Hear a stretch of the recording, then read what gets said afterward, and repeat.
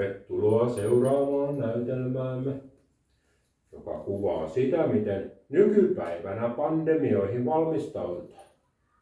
Näyttää nimittäin siltä, että pandemiat ovat enemmänkin plandemioita, suunniteltuja operaatioita, jotka palvelevat enemmän lääkeyhtiöiden tarvetta saada uusia rokotteita ja lääkkeitä markkinoille. Sen sijaan että yritettäisiin aidosti luoda ihmisille ja meidän eläimilläkin suurempaa hyvinvointia jatkuvan pelkäämisen ja pelottelun sijaan. Näytelmässämme ovat pääosissa Hai, joka edustaa maailman terveysjärjestön WHO:n pääjohtajaa, Koira, joka edustaa lääkeyhtiöitä, hallitusten tahdottomia ja lahjoittavia ministereitä sekä joukko tavallisia kansalaisia, jotka yrittävät pärjäällä jatkuvan pelottelun seassa. Mutta siirtykäämme nyt katsomaan itse näytelmää.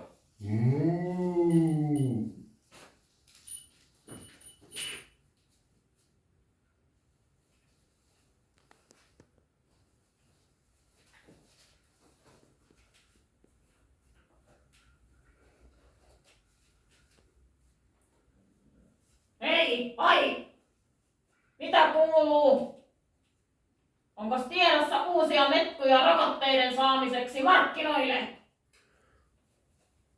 Kovin huonolta näyttää. Kovin huonolta. Ihmiset eivät enää usko näihin pandemioihin. Lintuinfluenssakin meni ihan reisillä. Ja mietin nyt, jopa Suomessa, missä on tähän mennessä uskottu ihan kaikki, mitä WHO on kehdannut ulos suoltaan. Rokotteet jäivät niin sanotusti kaupan hyllylle, koska niitä ei kukaan halunnut. Ovat ilmeisesti viisastuneet. Olisivatko koronakriitikot olleet liian aktiivisia? Ihmiset alkaneet uskoa heitä, vaikka toitatimme kaikissa maksetuissa tiedotusvälineissä, että kriitikot ovat foliohattuja ja tieteen kieltäjiä. Ei se pitkällä tähtäimellä mene läpi, että eniten tieteeseen viittaavia henkilöitä syytetään tieteen kieltämisestä. Näinhän se on, mutta todella harmillista meidän kannaltamme. Emme tietenkään voi maksaa sinulle samalla tavalla kuin aikaisemmin, jos et kerran saa meidän tuotteitamme tumpattua ihmisiin. Ymmärrän yskän. Tarvitsisin uuden Porschen lomamökin Havaijille ja sinne 100 metrin uimaltaan pihalle. Sinulla on siis ongelma. Joudut painamaan duunia, että saat tuon kaiken toteutettua. Kaikkien muiden kulujesi lisäksi. Voi niitä muistaa vaikkapa viime viikolta. Mutta täytyy miettiä oikein tarkasti. Jos voisin ehdottaa niin, jos ihmiset eivät vapaaehtoisesti ota meidän myrkkyjämme, niin ehkäpä pakolla. Miten se voitaisiin toteuttaa? Onhan tässä kaikenlaisia suunnitelmia ollut. Ehkäpä tehdään maailmanlaajuinen sopimus pakollisista rokotuksista. Hommataan riittävä määrä valtioiden päämiehiä allekirjoittamaan se. Hei! Tuo tosiaan kuulostaisi kyllä riittävän tehokkaalta. Eihän siitä kyllä varmasti pidetä, mutta mitäpä väki sille voisi? Pistämme ostetun median markkinoimaan sopimusta. Lahjoimme riittävän määrän poliitikkoja ja virkamiehiä. Niin eiköhän se sopimus siitä aikaiseksi saada. Eikö mielestäsi nouse vastarintaa tätä vastaan? Lintuinfluenssakin saivat torpattua ne koronakriitikot. Se nyt oli vain yksi flunssapiikki. Me emme olleet kunnolla valmistautuneita koko kamppailuun tarpeettomien rokotepiikkien puolesta. Mutta tähän kamppailuun keräämme kaikki voimat ja kaikki resurssit. WHO:n pandemiasopimus on saatava läpi. Maksoi mitä maksoi.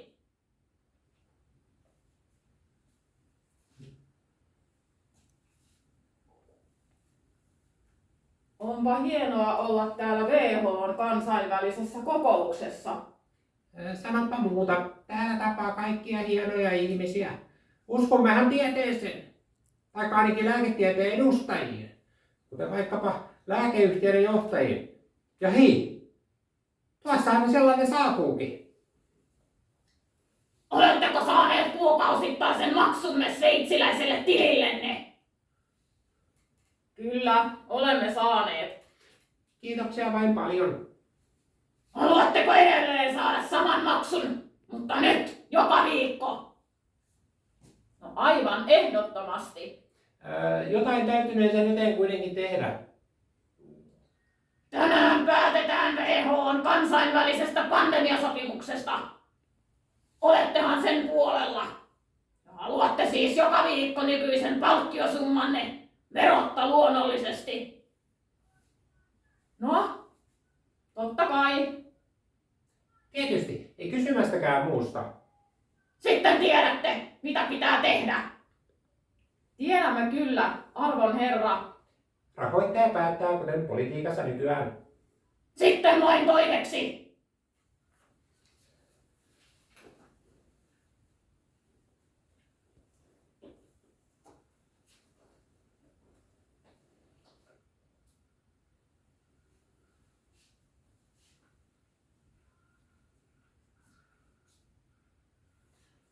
Oletko nuori kuullut uusimmasta WHO:n kansainvälisestä pandemiasopimuksesta? Mikä se sellainen on? WHO:n HAI-johtaja saa vapaasti itse päättää, milloin maailmassa on jonkin hänen mielestään niin vakava kulkutauti, että kaikki pitää pakolla rokottaa. Milloin sellaisia tauteja nyt on ollut liikkeellä? En tiedä. Tai jostain kumman syystä sellaisten kulkutautien aikaa lääkeyhtiöt tekevät isommat voittonsa. Mistä se sitten johtuu? Saavat myytyä uusimman rokotteensa väittämällä, että se mukavasti estäisi kulkutaudin leviämisen.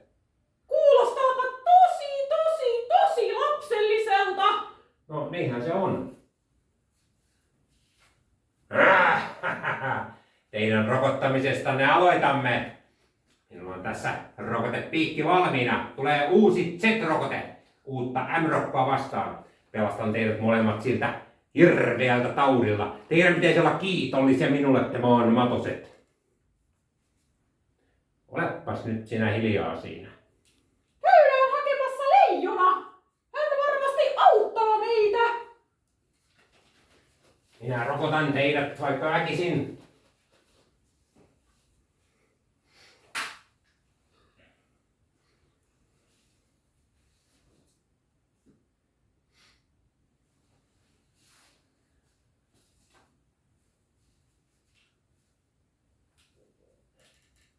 Mikä hätänä? Miksi juoksette? WHO:n HAI yrittää pakkorokottaa meidät. Väittää pelastavansa meidät Z-rokotteella uudelta M-rokolta. No se on ihan sekopää. Anna heittää. Tuollaisia haikaloja ei Suomessa kaivata. Vie se WHO. Z-rokote ja M-rokko jonnekin tosi kauas.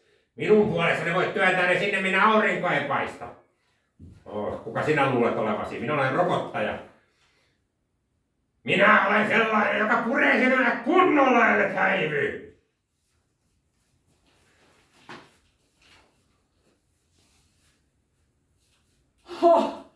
Päästiinpä siitä sekopäähaista eroon. Nyt pitää selvittää, kuka sekopää on tämän jutun takana täällä Suomessa. Ja minulla on epäilys asiasta. Käydäänpä kysymässä Pesukarhulta, mikä on homman nimi.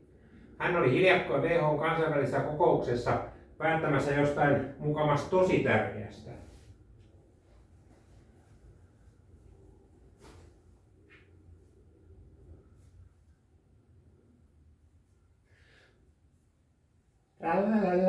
Taas tuli rahaa. Mitähän siellä tekisin seuraavaksi? Uimaltaat on rakennettu jokaisen talon pihalle. Ehkäpä ostan uuden auton vaihteeksi. Moro, Pesukarhu! Mitäs sinä teit siellä WHO-kokouksessa? Joo, me vai? En mitään. Miksi luulet, että olisin tehnyt jotain? Se WHO:n haipelle tuli meille tyrkyttämään jotain hemmetin Z-rokotetta ja jotain ihmeen M-rokkoa vastaan. Kukaan ei tiedä niiden vaikutuksista mitään, mutta Z-rokotetta valmistavalta yhtiöltä on Suomikin ostanut miljoonia rokotteita. Onko sinulla jotain asian kanssa tekemistä? mitään. Ei mitään ole. Valehtelet, Roisto! Häivy maastamme! Sinulla ei ole enää mitään asiaa hallitukseemme, vai tulee tulenrapinat!